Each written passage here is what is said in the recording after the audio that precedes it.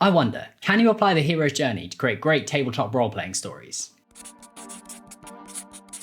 Hey pal, I'm Mac and I'm interested in things, and today I want to talk to you about writing stories for D&D and other tabletop role-playing games. Many people have studied stories, and why the popular ones resonate with so many people. I wonder if we can use that research to help us plan better stories. So today I'm going to show you how you can apply the hero's journey monomyth to create compelling stories for your tabletop role-playing games. As a caveat, I'm definitely most comfortable with the Dungeons & Dragons tabletop role-playing system, and so I'm going to use that as the basis for most of this analysis.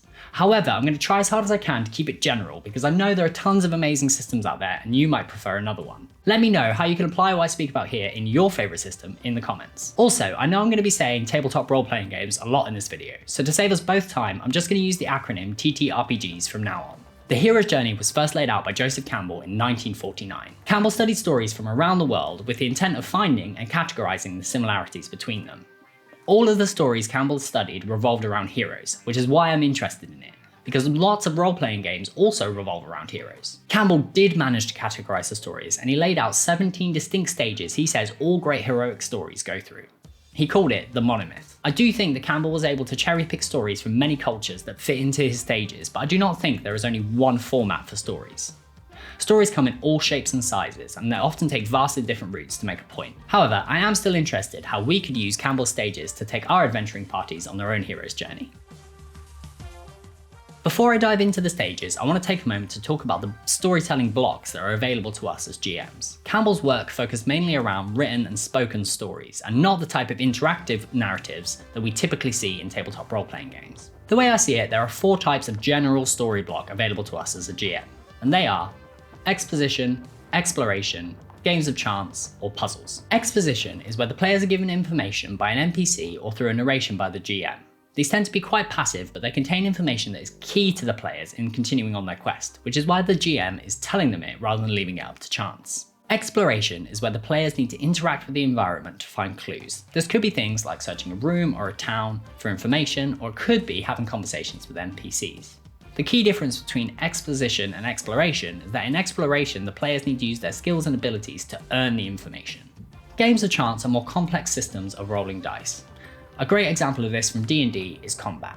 There tends to be very little new information in these scenes. Instead, players need to use their skills and abilities to overcome a challenge. If you watched my last video on GMing, you'll know I'm a big fan of non-combat games of chance, like skill challenges and minigames. Finally, we have puzzles.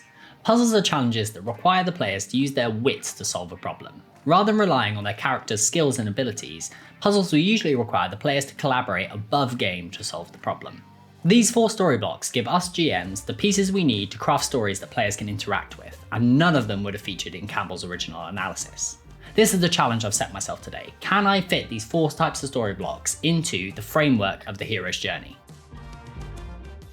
The hero's journey framework is broken down into 3 acts: the departure, the initiation, and the return. Originally, Campbell split this into 17 stages. However, further work by Christopher Vogler has simplified this down to 12 stages, which is what I'm going to use for this video. The 12 stages are broken down like this. In the departure, we meet the hero living in an ordinary world. They then get a call to adventure, which typically they refuse or resist. They then meet a mentor who helps them progress and accept their quest. This act finishes when the hero crosses a threshold into the unknown and extraordinary world. The initiation sees the hero facing tests, making friends, and meeting enemies. They then head towards the innermost cave where the object of their quest resides. Next, they face the ordeal, an event that shakes their faith in their quest and themselves. But if the hero makes it through this, they'll receive a reward. The return act sees the hero trying to return to their ordinary world, reward in hand, but all is not well. Heroes will often face new challenges on this return. And this is the true climax of the story, where the hero must fully embody their journey and the lessons they've learned in order to meet this new test. Once they've done that, they can return to their ordinary world a changed person. These stages were designed for a very different type of narrative, where the author has complete control over the story. As a GM, we don't tend to have as much control over how things unfold, and rightly so. Making a story together is what's so great about TTRPGs, and whatever you do, you need to make sure the players have freedom to play their way. Another thing to keep in mind is that these stages were designed with a single hero at the center of them, and that is a challenge that we must accept, making the whole party the hero of our journey. That's why I'm calling my version of this the party's journey. To start, I suggest you focus on just 3 of the stages, and we can build the rest of the narrative around that. Let's figure out what ordeal we want to put our players through. Then we can figure out how we want to get them there and how the players will ascend to face their final test. The ordeal a hero faces is often called a fear, most commonly the hero's greatest fear. And you can use a fear to base your story around too.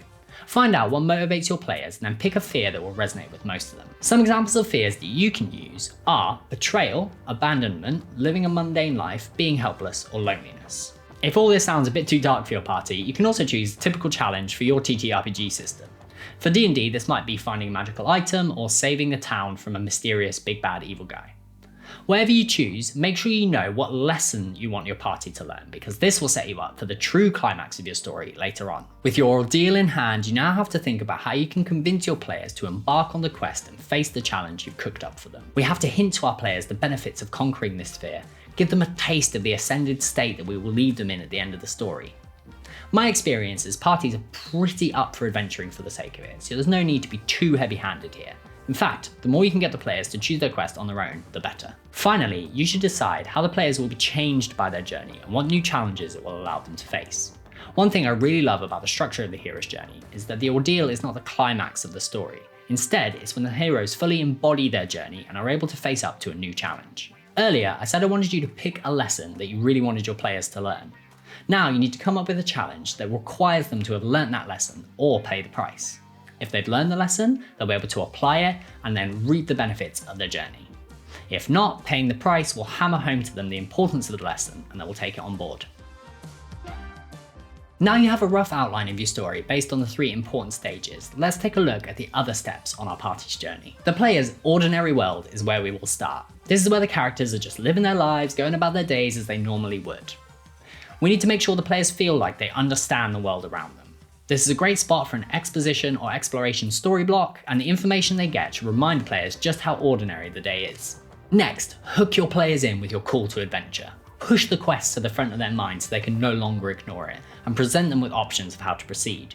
Make sure these options are not too easy, nor their solutions too obvious. The players need to feel challenged but have a clear sense of where they need to go. Again, an exploration or exposition story block would work really well here, just make sure it's not the same as the one you used previously so the players can feel the change. At this point, the hero's journey has a stage called Refusal of the Call, and this is where the hero usually refuses or rejects the adventure presented to them. As a GM, we don't have too much control over whether our players accept the adventure that we presented to them or not, so just let them work through this part on their own. In order to succeed at any hard task, collaborators are needed. The players need a mentor to give them some help and guidance to face the challenges ahead of them. If, and only if, they can ingratiate themselves with the mentor. I suggest bringing in one of the active story blocks here, like a puzzle, a game of chance, or some difficult exploration. Make them earn the mentor's help. Then decide what boons the players can get from the mentor that will help them take their first steps towards adventure. Once the players are ready, they must cross the threshold into the unknown and extraordinary world. They must cross a line they cannot come back from. They've accepted the challenge that you have presented to them, and they must now face it. Hook the players into the adventure by hinting at the boons that await them or reminding them of the need for their quest. This stage seems just perfect for a traversal exploration block, where players must use their skills to travel to the location of the quest. Equally, you could use combat or another game of chance to put them at odds with the big bad that you've set up for them. Now we have a stage called Tests, Allies and Enemies, and this is where you can really expand to reach the scale of your story. If you're only planning a single session, then you might only want to put in a single test. However, if you're planning a whole campaign, you can insert many story blocks here to expand the scale of the tests and trials your players must go through. Try to use a variety of challenges. It's not really the place for exposition, but literally any of the other story blocks will work amazingly. After conquering their tests, the players move towards the innermost cave, where they will face the greatest challenge yet, the ordeal. This doesn't have to be a physical location necessarily, and it could just be a state of mind for the party. You want the players to be getting all the information they need to access the ordeal, however you want to do that. You could bring in an exposition story block here, or an exploration of a new location would work well too. At this point, the players arrive at the ordeal, and they are confronted with the fear or must complete the challenge that you have set up for them. All the stages that have come before have prepared them for this. This is the most critical point of the story, the big change the players must go through to complete their quest. Try using a big epic game of chance or a puzzle that requires the players to pull together all the information you've been giving them so far. If the players manage to conquer the ordeal, the next stage is a reward, the shape of which is entirely up to you. This could be the magical item they were looking for, or a piece of information that people are not aware of in the ordinary world the players left behind. Make sure the players feel the achievement of conquering the ordeal. Sweeten the experience for them by making them feel epic. With their reward in hand, the next stage is called the road back, where typically a hero tries to return to their ordinary world but is faced with new challenges on the way there. Set up a situation where your players get to use their reward, but maybe it doesn't work in the way they expected it to. Make it clear to your players that the journey is not over yet. A cool exposition moment works for this, but you could also set up a game of chance that allows your players to take advantage of their reward. Now that the players have accepted they have more growth to do, it's time to move on to the climax of your story. Take the lesson we spoke about earlier and present your challenge to the players. In the hero's journey, this is called resurrection, which I always found a bit confusing. I like to think of it as ascending.